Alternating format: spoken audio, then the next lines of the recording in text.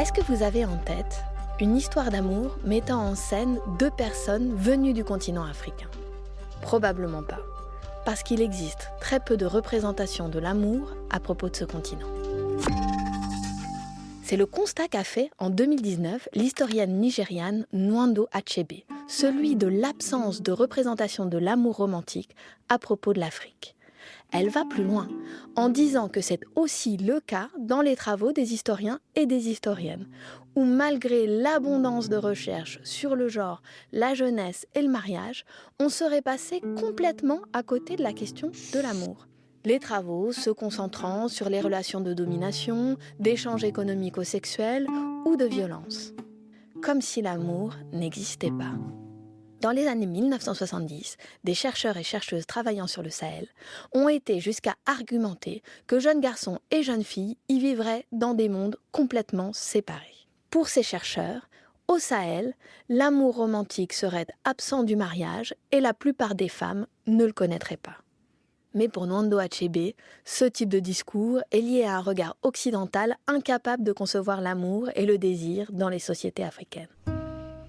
Pour les historiens et les historiennes, quel que soit l'espace et la période, l'amour, la question des émotions et de comment saisir les sentiments a toujours été une question difficile. Quelles sources peuvent nous permettre d'y accéder ? Celles et ceux qui travaillent sur le Sahel ont ici une chance immense. Au cours du XIXe siècle, des linguistes allemands se sont passionnés pour les langues de ces régions, notamment le Haoussa et le Kanouri, et en particulier pour leur poésie. Ils ont recueilli des centaines de poèmes chantés pour mieux comprendre et pouvoir décrire ces idiomes. On y trouve des dizaines de chansons d'amour, écrites par des hommes ou des femmes, de toute classe sociale, chantées en privé ou en public. Comme des danses de séduction, durant lesquelles, au clair de lune, on manifestait en dansant sa préférence pour tel ou tel. Des chansons d'amour, fredonnées pendant le travail, dans lesquelles on disait la perte de l'être cher, le désespoir d'un amour à sens unique, le désir de se voir aimer en retour, ou tout ce que l'on est prêt à tenter, même la magie, pour se voir choisi. L'une de ces chansons résonne encore plus fort.